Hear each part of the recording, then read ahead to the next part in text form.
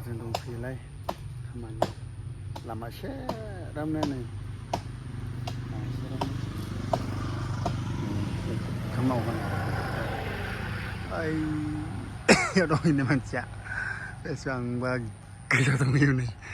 दानगासिनो नै बेखौ गोरलै गाहाय नुदों दै लोगोफोर बेसेबांबा गोजौआव दं आरो इयोलाय नै रेव रिबान हुखायो कारेन्ट पस्टनि बेसेबांबा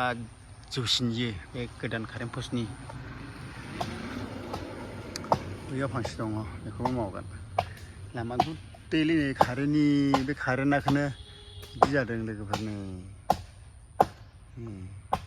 कारेन्ट जाबायना नै बेखायनो बिदिनो मावनांगौ जाबाय लोगोफोरनि नायदो होमब्ला माबायदि गारि थांलाय फैलाय जायो नायदो नै